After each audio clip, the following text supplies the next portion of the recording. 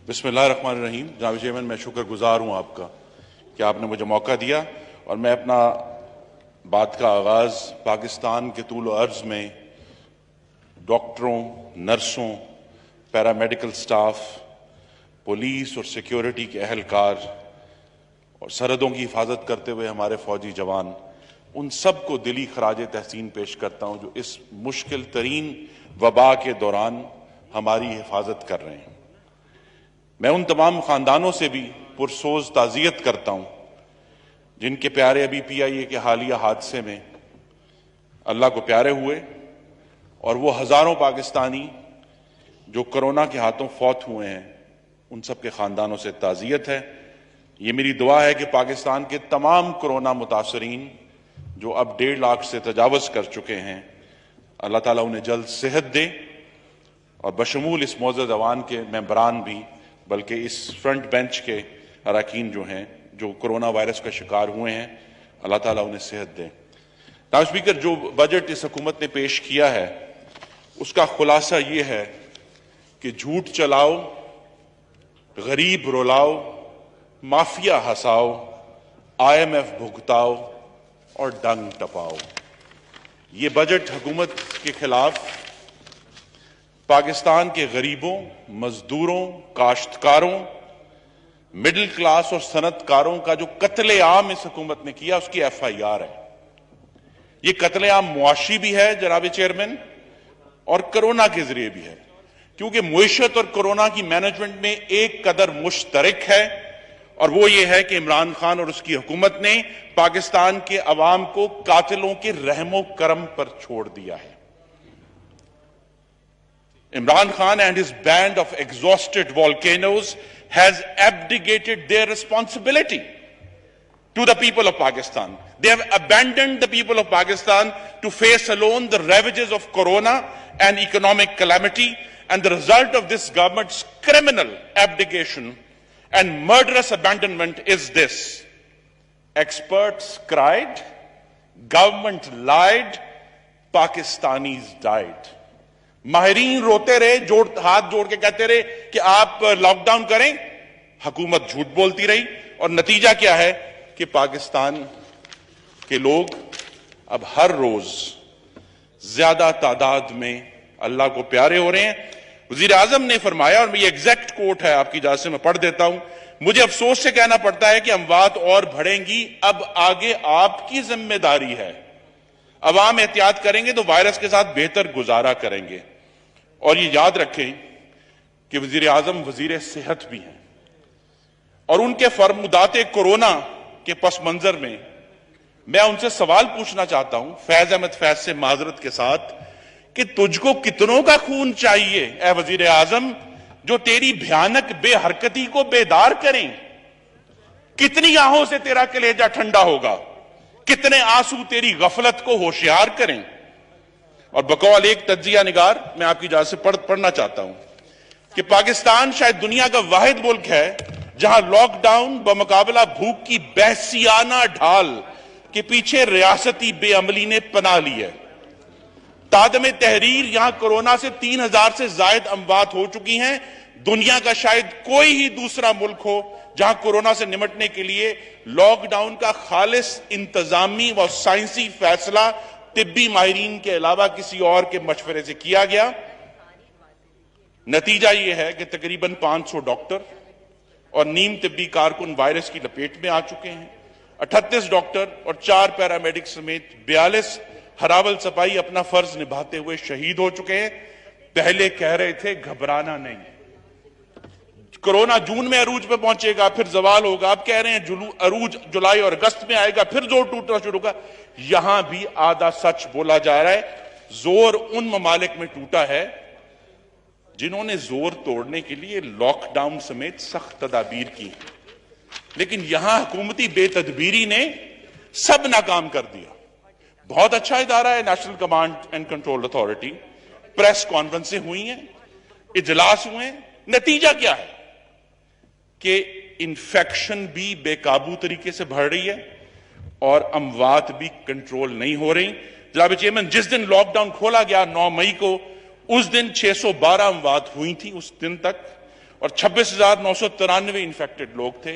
आज इन्फेक्टेड की तादाद 1.5 लाख से तजावज कर चुकी है, अमवात 3,000 से तजावज कर चुकी हैं।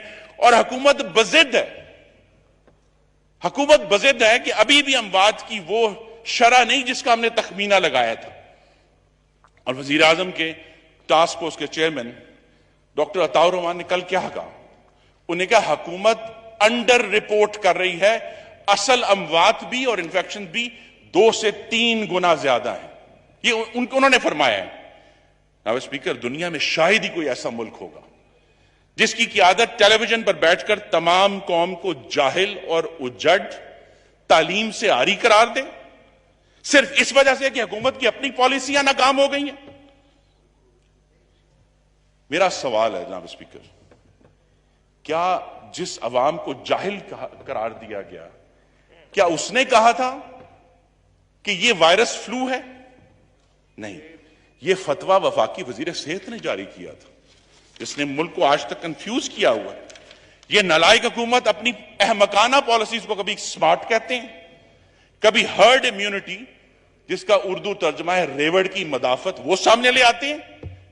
जनाब चेयरमैन, जब हुकूमत के पास वबा से निमटने का इंतजाम ही ना हो तो इन्होंने सरनगू कर दिया, अपने आप को शिकस्त तस्लीम कर ली है और अवाम को वबा के रहमो करम पर छोड़कर कहा यह हर्ड इम्यूनिटी है। जनाब स्पीकर, मैं ये सवाल पूछना चाहता हूं कि कितने पाकिस्तानियों की हम बात होंगी तो फिर हुकूमत समझेगी कि हम पहुंच गए हैं वहां तक।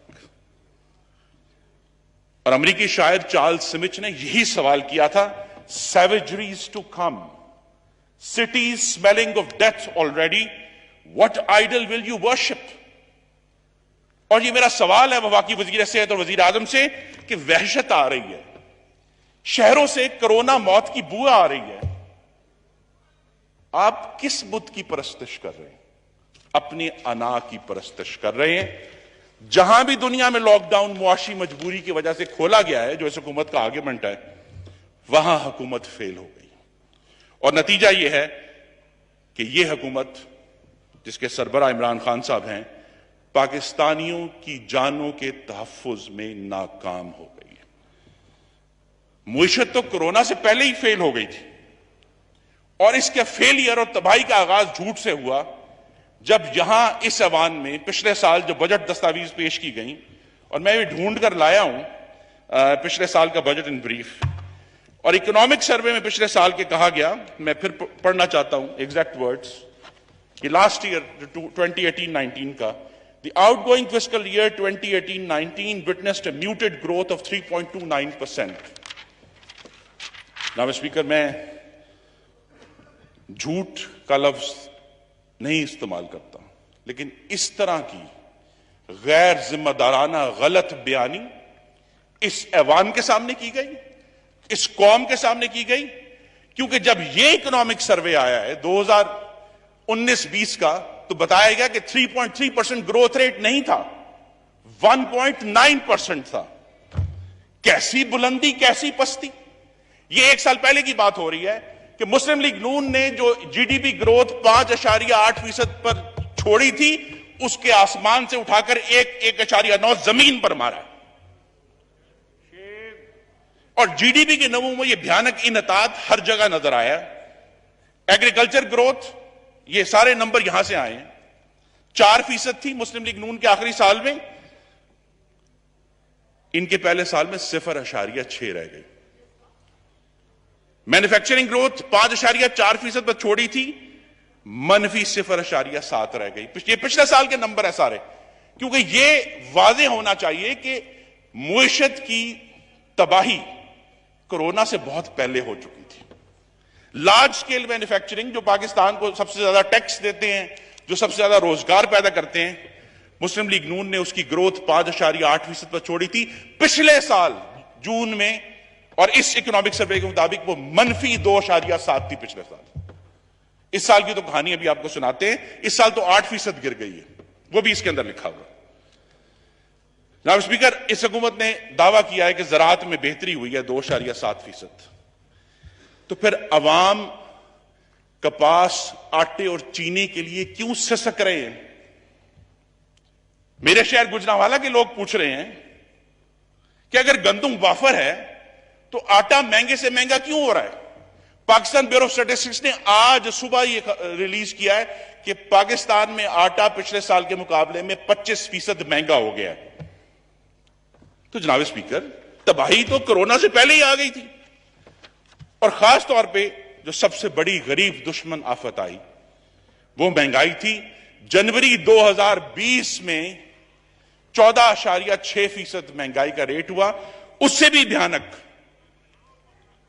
जनाब चेयरमैन, पाकिस्तान की तारीख में देहाती इलाकों में अशियाए खुर्दोनोश की महंगाई 24%, शहरी इलाकों में 20%।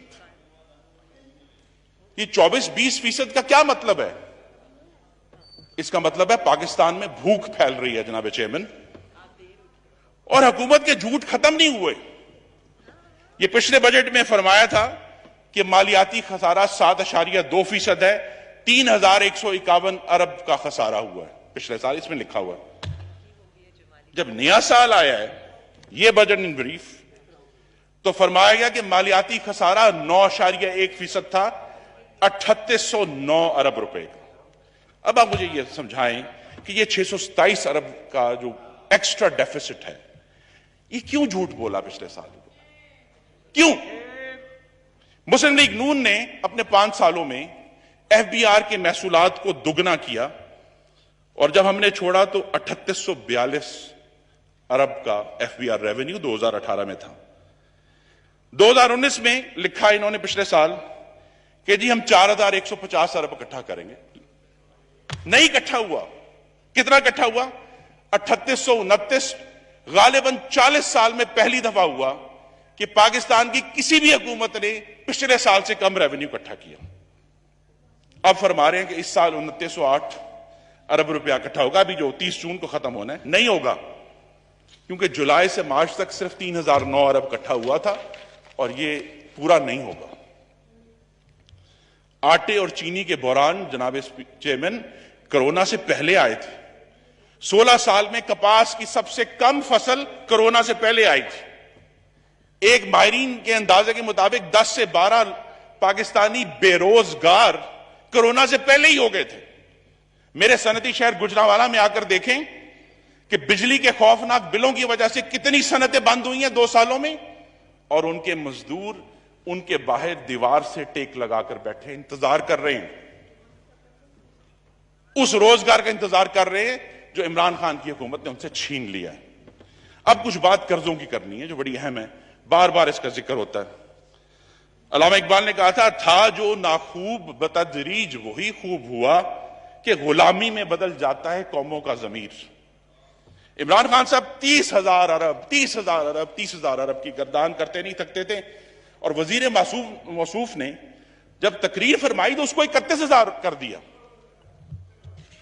कमाल है। असल नंबर क्या है नाम स्पीकर? स्टेट बैंक का नंबर यह है कि जून 30, 2018 को पाकिस्तान की टोटल डेट एंड लाइबिलिटीज 29,879.4 अरब थी। ये this is the total date and liabilities जो थी। अब आगे क्या कहानी हुई है? यही रिपोर्ट कह रही है कि 31 मार्च को 2020 को पाकिस्तान की टोटल डेट एंड लाइबिलिटीज 42,803.3 थी। क्या मतलब है? मतलब यह है कि इस हुकूमत ने अपने 21 माह में 12,941 अरब का कर्जा ले लिया है। यह नंबर याद कर लें, 12,941 billion of total debt and liabilities have increased until 31st March 2020. 22 अरब रुपया रोजाना कर्जा लिया जनाब पाकिस्तान की तारीख में है, और ये this is that without development. पूरे मुल्क में एक ईंट नहीं लगी, और ये तमाम अरकान यहां बैठ के पूछते हैं, उनके वोटर उनसे पूछ रहे हैं, मेरे गुजरांवाला के वोटर मुझसे पूछ रहे हैं कि तरक्की किधर गई, स्कूल किधर गए, अस्पताल किधर गए। जी जी, बड़ी अच्छी बात है, आप माशाल्लाह हुकूमती हैं, तो जहां आपको वोट नहीं मिले वो भी आपकी जिम्मेदारी है जनाब। अब वजीर मौसूफ ने अपनी बजट तकरीर में फरमाया कि जी हमने 5,000 अरब के सूद अदा किया है। मैंने उस पर रिसर्च की, नंबर ठीक नहीं है। इकोनॉमिक सर्वे के मुताबिक, और बेहतर नंबर है, कि यह हुकूमत अब तक 5,763 अरब के डेट एंड लायबिलिटीज अदा कर चुकी है। मुस्लिम लीग नून ने अपने 5 साल में 8,490 अरब के कर्जे वापस किए थे। मेरा यह मुतालबा है कि यह कमीशन बनाया जाए कि जब पूरे मुल्क में कोई ईंट नहीं लगी तो बकिया 7178 अरब रुपए कौन खा गया है, किधर गए? और कहानी यही है, सुनाते हैं कि जी हमें डेट रीपेमेंट बड़ी करनी पड़ी। भाई अगर आप खुद इंटरेस्ट रेट डबल कर देंगे, और मुस्लिम लीग नून ने आखिरी साल जो है 1940 अरब का इंटरेस्ट पे किया था, आपको 3,000 अरब पे करना पड़ा, यह आपकी अपनी गलती थी, यह आपकी अपनी पॉलिसी थी। फिर सर्कुलर डेट के ताने देने वाले ये बताएं कि मुस्लिम लीग नून का छोड़ा हुआ 1100 अरब का सर्कुलर डेट अब 2400 कैसे हो गया? दुगने से ज्यादा हो गया सर्कुलर डेट एनर्जी सेक्टर का। इस बजट में हमें बताएं कि 1015 अरब की टैक्स छूट जो मराहत याफ्ता तबके को दी गई है, उसका कौन जिम्मेदार है? वजीर आजम जिम्मेदार है। मुस्लिम लीग नून ने जीडीपी, जनाब चेयरमैन, डॉलर टर्म्स में 315 अरब डॉलर का जीडीपी था 2018 में जब हमने हुकूमत छोड़ी, आज 264 अरब रुपए का है। यह जवाब देना पड़ेगा कि पाकिस्तान की जो टोटल वेल्थ है उसमें 51 अरब डॉलर की कमी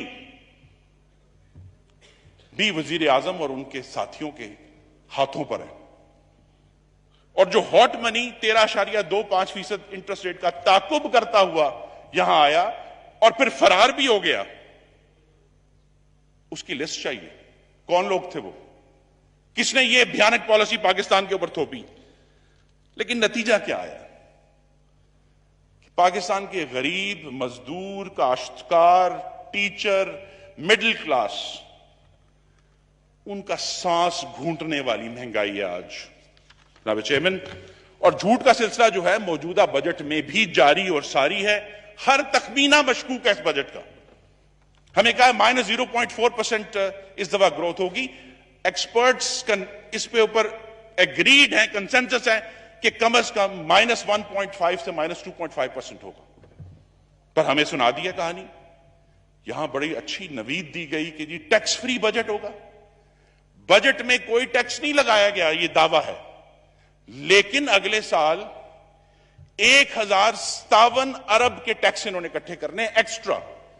तो this 27% rise in revenue while saying it is a tax free budget, इसकी हमें एक्सप्लेनेशन चाहिए। और मुझे उम्मीद है कि मुशीर खजाना अपनी वाइंड अप स्पीच में बताएंगे कि बगैर टैक्स लगाए आप 2908 अरब जो आप कहते हैं आप इकट्ठा करेंगे, आप 4,965 अरब तक कैसे पहुंचेंगे? पिछले साल जो बजट दस्तावेज में फिस्कल डेफिसिट दिखाया गया, 672 अरब का ज्यादा खसारा हुआ। इस दफा भी जो खसारा दिखाया गया है उसके नंबर पर हम यकीन नहीं कर सकते। वजीर मौसूफ ने अपनी तकरीर में कहा कि हमने कोई सप्लीमेंट्री ग्रांट नहीं दी, लेकिन जनाब चेयरमैन मैं ये भी समझना चाहूंगा कि अगर इन्होंने कोई सप्लीमेंट्री ग्रांट नहीं दी तो ये पूरी किताब है जिसमें 544 अरब रुपए की सप्लीमेंट्री ग्रांट्स की मंजूरी इस ऐवान से लेनी है इन्होंने। तो ये 544 अरब ठीक है, इसमें कोविड के भी पैसे हैं, लेकिन ये तो ना कहीं आपने कोई सप्लीमेंट्री ग्रांट नहीं दी। कौम से गलत बयानी मत करें, इस ऐवान से गलत बयानी मत करें। मैं कंक्लूड कर रहा हूं, मुझे आपकी थोड़ी सी शफकत चाहिए होगी। वजीर साहब ने यह भी कहा अपनी तकरीर में कि मोडीज ने हुकूमत इस पाकिस्तान की जो रेटिंग जो है वो B3 नेगेटिव से B3 पॉजिटिव कर दी है। आज सुबह जब मैंने चेक किया तो वो B3 पॉजिटिव नहीं है, वो B3 न्यूट्रल है। बजट का हुजम 11% कम है, PSDP का हुजम 18% कम है। इमरान खान की मुईशत में तंगी है, कमी है, भूख है और सांस घुट रहा है।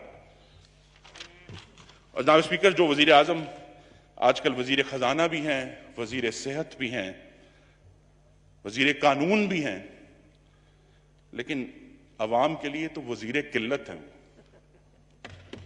कि जिस चीज की जरूरत चाहिए, पीपीई चाहिए शॉर्ट है, मास्क चाहिए शॉर्ट है, ऑक्सीजन चाहिए शॉर्ट है, प्लाज्मा चाहिए शॉर्ट है, जान बचाने की अद्वियात चाहिए शॉर्ट है, अस्पतालों में बेड्स चाहिए शॉर्ट है, लाइफ सेविंग मेडिसिन चाहिए शॉर्ट है,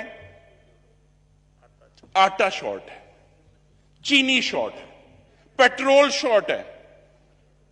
तो फिर गालिब से माजरत के साथ कि ऑपोजिशन गमख्वार अवाम की सही फरमाएंगे क्या, जख्म भरने तिलक नालायकों के नाखून ना बढ़ाएंगे क्या? कि एक जख्म लगता है, अभी हम आटे के बहरान से निपट रहे हैं तो पेट्रोल शॉर्ट हो जाता है। लास्ट वीक मुझे आपकी इंटेलिजेंस चाहिए, क्योंकि अभी दो बातें अभी हमने चीनी पर भी करनी है। और ये जी मेरी पार्टी की तरफ से मुझे उम्मीद है कि मुझे भी सपोर्ट मिलेगी। लास्ट स्पीकर, ये किल्लत, ये नहूसत इसलिए है कि ये हुकूमत अज माफिया, मनजानब माफिया, बराए माफिया है। This is government of the mafia, by the mafia, for the mafia, जिसकी सबसे बड़ी मिसाल चीनी का स्कैंडल है। हमें यह याद रखना है जनाब स्पीकर, हम भूल गए हैं हुकूमत की धुंध के अंदर कि कमीशन ऑफ इंक्वायरी, पहला भी और दूसरा भी, उसने तफ्तीश करनी थी इंक्रीज इन शुगर प्राइसेस, कि पाकिस्तान में चीनी की कीमत 55 रुपए से 90 रुपए कैसी हुई। उसको सब्सिडी का मैंडेट नहीं था। सवाल इस पर हमने याद रखना है कि चीनी की कीमत क्यों बढ़ी, और चीनी की कीमत जनाब चेयरमैन इसलिए बढ़ी कि 3 नुकात पर मुश्तमिल चार्जशीट है कि वजीर आजम ने बतौर फेडरल कैबिनेट के सरबराह के 11 लाख टन चीनी की इजाजत कैसे दे दी। और रिपोर्ट में, जो मैं चाहूंगा आपकी इजाजत से कि मेरी तकरीर का हिस्सा बनाया जाए, ये ग्राफ, इस रिपोर्ट में एक ग्राफ है कि जिस तरह एक्सपोर्ट हुई उस तरह चीनी की कीमत बढ़ी। और ये सरकारी रिपोर्ट का हिस्सा, ये मेरी तरफ से नहीं बनाया गया। और रिपोर्ट ने बड़ी क्लियरली कहा कि ये कीमत एक्सपोर्ट की इजाजत की वजह से बढ़ी। दूसरा जो फेलियर है वो ये है कि इस तमाम दौरान नवंबर 18 से फरवरी 20 तक चीनी की कीमत 55 से 90 हो गई, एक्सपोर्ट की इजाजत बंद नहीं की गई। और फरवरी 20 में आके जब एक्सपोर्ट की इजाजत बंद की गई, कहते हैं माफिया क्यों कहते हैं, तो फौरी तौर पर यूटिलिटी स्टोर को हुक्म हो गया कि आप तारीख की सबसे ज्यादा चीनी खरीदना शुरू कर दें। थैंक यू जी। जनाब स्पीकर, नहीं, मुझे मौका चाहिए आपसे, क्योंकि ये मामला बड़ा संजीदा है कि यहां चीनी की माफिया को सपोर्ट करने के लिए जो कीमत बढ़ी, असल डाका वो है, और वो डाका 150 अरब रुपए का है, क्योंकि चीनी की कीमत तमाम कमीशनों की रिपोर्टों के बावजूद 1 रुपया नहीं घटी। और जनाब स्पीकर, ये तबाहकुन इन्हताज जो बात मैं करना चाहता हूं वो ये है कि फॉरेन पॉलिसी में भी आया। इस माली साल के दूसरे माह में 5 अगस्त को हिंदुस्तान ने कश्मीर पर अपने तसल्लुत को कानूनी शक्ल दे दी, कश्मीर के 3 टुकड़े किए, कश्मीरियों की आईनी हैसियत खत्म की, फॉशिस्ट मोदी ने बदतरीन कर्फ्यू और लॉकडाउन किया, कश्मीर में आज भी कत्ल और इस्मत दरी और तशद्दुद जारी है। इस हुकूमत का क्या रद्द अमल था? इलाजे गम नहीं करते, फकत तकरीर करते हैं। जनाब स्पीकर, बैनुल अक़वामी सफारतकारी को तकरीरी अखाड़ा नहीं है जिसमें आप तकरीर करके कहेंगे कि जनाब जनाब स्पीकर, मुझे मेरी आपसे खसूसी इस्तदा है, मेरे पार्लियामेंट्री लीडर भी बैठे हैं यहाँ, उससे आप एक्स्ट्रा टाइम ले गए। जी मैं जनाब स्पीकर, तकरीर के ऊपर सारा जोर करना, मीर अनीस ने कहा था, करते हैं तही बख्श सना अपनी, जो जर्फ के खाली हो सदा देता है। जो बर्तन खाली है ना, उसी की आवाज आती है ज्यादा। वो वजीर आजम का काम सिर्फ तकरीर करना नहीं, डिलीवर करना है, चाहे वो कोरोना हो, महंगाई हो या कश्मीर हो। लेकिन कश्मीर को भी वही अबैंडनमेंट और एब्डिकेशन हमने देखी है। और मैं आपकी इजाजत से जिक्र ये बस पढ़ना चाहता हूं एक सफा, जो विंस्टन चर्चिल के अल्फाज से मैंने माखज किया है कश्मीर के ऊपर। I will begin by saying what everybody would like to ignore or forget, but which must nevertheless be stated, namely that Pakistan has sustained an unmitigated defeat in being unable to prevent and reverse the Indian annexation of Kashmir. The maintenance of peace depends upon accumulation of deterrents against the aggressor, coupled with a sincere effort to redress grievances. Kashmiris have a perfect right to principle of self-determination. But it comes ill out of the mouths of these ministers who deny even the smallest element of toleration to their political opponents and dissenting voices in the media. Wind up, Ji. Wind up. What is the remaining position of Kashmir? Not only are they politically mutilated, but economically and financially also. It is the most grievous consequence which we have yet experienced of what this government has done and what this government has left undone in the last 2 years. We have been reduced from a position of security to the perilous position we stand in now. So far as this country is concerned, the responsibility must rest with those who have the control of our political affairs. They neither foresaw the Indian annexation of Kashmir, nor did they act in time. And we are in the presence of a disaster of first magnitude. Do not let us blind ourselves to that. Pakistanis should know the truth, Mr. Chairman. They should know that there has been gross neglect and deficiency in our diplomacy and defenses. They should know that we have sustained a defeat without a war. मैं दोहराना चाहता हूं that we have sustained a defeat without a war, the consequence of which will travel far with us, and the terrible words have been pronounced. Speaker, मेरे भी 3 minute मुकम्मल। Thou art weighed in the balance and found wanting. इस हुकूमत का वजन हुआ है और हल्की निकली है कश्मीर के मामले में। And do not suppose this is the end. जनाब स्पीकर, मैं अपनी बात इस पर मुकम्मल करूंगा आपकी इजाजत से कि मुइशत जो पहले दिगरगूं थी वो दिवालिया हो गई। हुकूमत ने कोरोना के साथ बेरोजगारी और गुर्बत की वबा भी फैला दी है, और इस हुकूमत की कारकर्दगी का खुलासा यह है गलत सोच, गलत बयानी, गलत कारस्तानी। हुकूमत में सियासी मफाहमत की सलाहियत नहीं है। पाकिस्तान आगे नहीं बढ़ रहा क्योंकि एहतसाब की जगह इंतकाम हो रहा है, इजहार की जगह इस्तेहसाल हो रहा है, और हुकूमत माफिया की बैसाखियों पर खड़ी है। हर पाकिस्तानी अपने बच्चों के लिए परेशान है। इमरान खान की हुकूमत ने पाकिस्तान को मुआशी, सफारती, दिफाई और वफाकी तौर पर कमजोर कर दिया है। कल फरमाया, जनाब स्पीकर, मैं हैरान हूं कि एक वजीर आजम कैसे ये अल्फाज बोल सकते हैं। उन्होंने फरमाया कि ये कैसा निजाम है कि वफाक सूबों को पैसे दे। जनाब चेयरमैन, इसमें आखिरी मिनट है आपकी इजाजत से। जनाब स्पीकर, इस निजाम को आईन पाकिस्तान कहते हैं। जाहिल को अगर जहल का इनाम दिया जाए, इस हादसा वक्त को क्या नाम दिया जाए। 2 साल की गुर्बत, फॉशिज्म, बेरोजगारी, भूख, झूठ और मौत के बाद पाकिस्तानी अवाम को इस हादसा वक्त का नाम मालूम हो गया है। उसका नाम है हुकूमत कठपुतलिया, नालायकिया,